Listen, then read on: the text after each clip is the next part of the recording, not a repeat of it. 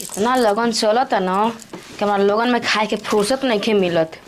केहू के ब्लाउज सिल तो केहू को साड़ी पिको करे के ह तो ब्लाउज पिको करे के ह। आ 2-3 गो स्टाफो रखले बानी तो वह मुझे से सन टाइम पे आवत नहीं की सन। बतावा न कल कह दिले रही कि सब कल से सकराहे सब अह जा, लेकिन वो क्या खातिर टाइम से पैसा चाहिए सबके। ओहो सुई एकदम बच गई बैक। आजकल धागा भी ना सोही नहीं खे देत। धागा भी एकदम खूब फुसीबा कि तुरंते लगवा के सोच टूटिए जाता।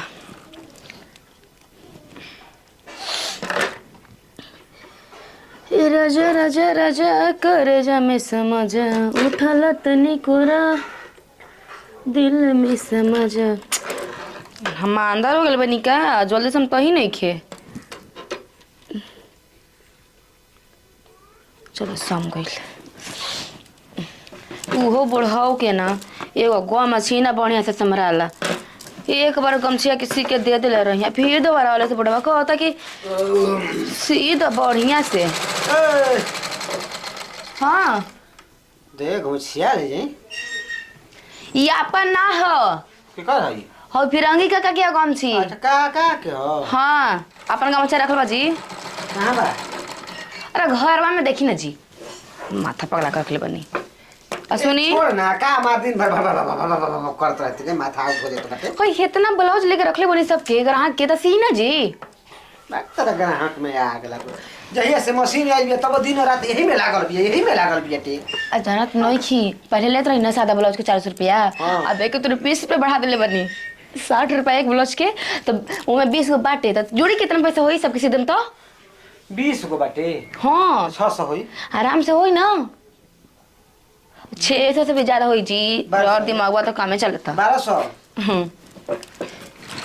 ठीक है बा जाए काम पे ध्यान दम ठीक बा। दूसरा हमरा के दी है ताकि 200 रुपया देम पौवा मार के आए हमारे लड़ाई झगड़ा करो।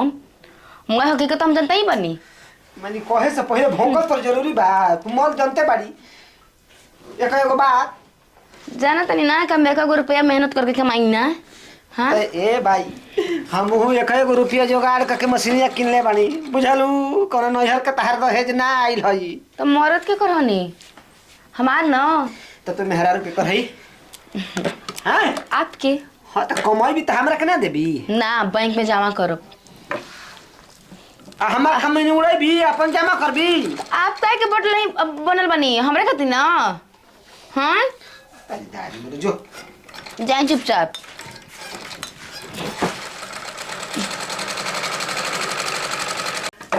चलो बुढ़ाओ के तो गमछी सिया गइल। के बा हो के हो आवा अंदर हमन के दूसरा कोई आई। अच्छा रवे आनी टेलर साहेब बहुत राउर नाम सुनेले बानी कि बड़ा बढ़िया ले अथु करी ना। हाँ सिलाई करी ना। हां हाँ हाँ ए हाँ सुन ना एक बात कही बोलो हमर फाट गइल बा फाट गइल बा। देखाई ए तुम और दे कहीं के तो जाके डॉक्टरी में इलाज करवाबो। अरे डॉक्टरी में इलाज ना होई एक और इलाज रहुए कहां बा। हमारे कहाँ से होई जा। बहुत कलेर फाट गइल बा।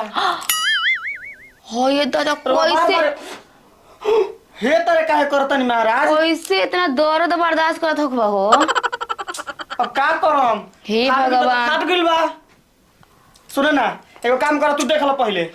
छी छी छी हमरा देखे के नहीं के। और देखो जब औरत क्या हो हे भगवान तू दुखी होला के दुख दे बोला ना बेचारा इतना देखे में खूबसूरत लगता बता हे बेचारे का गलती रह के फाड़ देला बड़ो।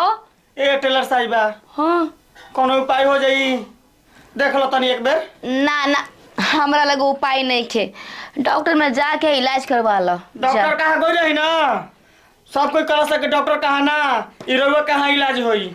देखो हम अब देखाइए के रहम हमारा रह नहीं के जा। छी छी अरे देखो एजा ना दुकानी होटे एजा कोई धर्मशाला ना कि आइबा खोल के देखाइबो। एक बार रउआ देख त लिही सुनो का हो जाई रउआ पिया फूट जाई। अरे आँख ना फुटे हो। हां तब एहने सुनो सुनो बोली डॉक्टरी के पास जाइबा डॉक्टर के पास। हां डॉक्टर हमें टाका मारी ठीक हाँ। टाका मन लगवा दो ओकरा मलहम पूरा दवाई के साथ में दी। तोरा के जरे दवाई ओकर काम बा लीहे बा देखी तो पहले अरे देखे कर हम मन में काम देखैबे करम। अरे देख कहत कि हमर फाट गइल बा हो देखा भाई अरे ना देखम हम ना देखम नहीं देखो देखा फाट गइल बा ना देख ल कैसे फाटल बा कबे ले कहतनी कि ये फाटल बा तो तू डॉक्टर कहाँ फलाना कहाँ भेजत तड़ू एकर दवाई रहुए कहाँ बा अरे बस हाथ जोड़िया बा दोसों नो के जोड़तनी एकर उपाय क दी ताकि हमार कब फाटे मत। तो ई कहले रहता ना कि देखो हमार पैंट फट गइल बा तनी सिए के हो जल्दी में सी के दे दो। उ का कहबू ना कि हमनी कहाँ ना फाटेला ना तो ऐसे ही कहीं ना हमार फाट गइल तो हमार फाट गइल तो का फट गइल फटल बटा ओकर नाम नहीं खे हमनी जने के टलवा के इधर बोलेला समय लइका के ना तो हमरा दुकानी पे आने तो सीधे कहो नहीं कि हाँ हमार पैंट चाहे पैजामा चाहे शर्ट चाहे कुर्ता फट गइल बा। अरे के का कहल पैंट अरे बाबूजी के ना हो हमार रही तो हम जान जइती हमनी के जींस पहिन ना जा बढ़िया के फर्स्ट क्लास के टी शर्ट धो के लियल बड़ो हैं धो के लियल बड़ो तो हमरो के नहीं के पता गंगा जल पानी छीट के ना हमके मशीन के शुद्ध करे के पड़ी। जा पहले का धो के लेके आवा। अरे धोवले भैया हो गजब हाल बा भैया धोवल होई बाबूजी बहुत पढ़ा लिखल हन हम अच्छा। भले ना हनी देखो अगर अंदर उंदर के कपड़ा रहेला तो हम बिना धोले ना सीना जा हमरा घर सुन के देखा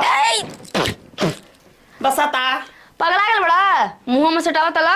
हमारा के बसाते नहीं के तारा के बसाता एक काम करो बोतल के पानी लेके जाए जैसे धो के लेके आवा। देखो धोवे के काहे के कहतड़ू कोन हमर बाबूजी मुतना हन का कि मुत देल मन करे हैं अब का बोर्ड पर ने के पॉइंट लेके ओई बिना धोले सी देम ई कहीं के नियम देखो, हो। हमार बाबूजी कबो न मुतेलन पैंट कुर्ता में अच्छा। तारा सिए के पड़ी ना तो हम गांव में जाके कह देम ना कि जतना फाटता माने पैंट हाँ। उतना सिए तो नहीं खी तार ग्राहक भड़क जई हम हां हाला कर देम कोई सिए तो सुना नहीं आदमी से आज हमारा पाला पड़ गया समझ गया? बड़े 10 दिन से दादा अच्छा अब बढ़िया ले कर दिया ताकि वो फाटे मत का कहला पैंट एकदम इतना फाटल बा कि एमे से मुंह के ऊपर लौक जाए। देखो लौक जाला ये तो मोड़ी में हट के गई चुतर तनी बड़ियार बा ऐसे फाट गइल बा बड़ियार में है कोई पादे में नहीं ना फटल। अब के जाने कैसे फाटल बा कहत रह के बैठे हुई अकेले चर दे बोल दी हुए तो नया बाबूजी पैंट दिले बा दो अब ऐसे ही दी तो गोल लगता हम तो पैसा बा देखो हम कुछ नहीं के जानत हमके डाल चाहिए अब अरे। सीख के दो अरे टेंशन मत लो ठीक न हम एजा बैठल बानी ना शीशा के आराम से फिटिंग करके दे देम। ठीक बा सिया ठीक बा जा खोला के लेके जई हो। काल हाँ देखो काल हम आई लेकिन बढ़िया से ओकरा के फाटल के सीधी हो अरे जा ना बिना बिना फीस के वकील ना बने के चाहिए। ठीक बा जा चुपचाप एकदम बढ़िया से सीधी हो जा तोहरा के धर ठीक से सीधी हो के कैसे कि हमारे बाबूजी के पैंट हो बोनिया ले सी दे हम लेकिन ओकरा खातिर 150 रुपया लागी ठीक बा जा सीधी हो बढ़िया ले ठीक बा, हम देम सीधी हो। 150 हो जा बात ही बड़न जा हो ऐसे क्यों पॉइंट फाड़ेला हे भगवान देखला पता हमके घिन बरता लेकिन ज्यादा सीए के पड़ी और जानबूझ के ओकर सामान फाड़ देनी हो। हाँ ई का कैसे सिलाई ई का अरे पॉइंट हो जी पॉइंट हो अरे पॉइंट अरे अरे फोड़ दे अपने पैर में है का डाला तनी पगला आगल अरे बा रुक रे तन देखे दे इसने हम लोग चाहता ई काय करे लगनी अरे फट जाए तो और उ बदली लिहन हमारा से डोरिया कहाँ बरे खत्म बाय का डोरी। ये कौन सिलाई सियत तुरे ऐसे ही सिया जाला ही अरे बूढ़ आदमी के पैंट हो बड़ा मजा देता ढील लगा गर्मी ना लगी बताई अपने में डाल लियो नी ई सोचनी कि हाँ ई पहनल कि ना पहनल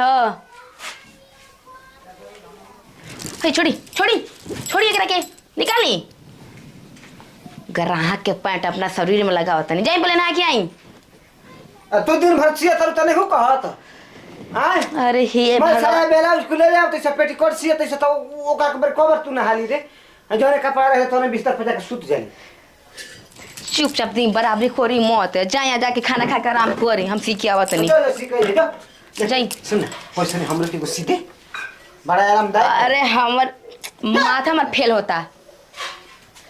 हमारा मरद के दिमाग नहीं है, लेकिन ई सिलाई कैसे दिमागी काम नहीं के करत।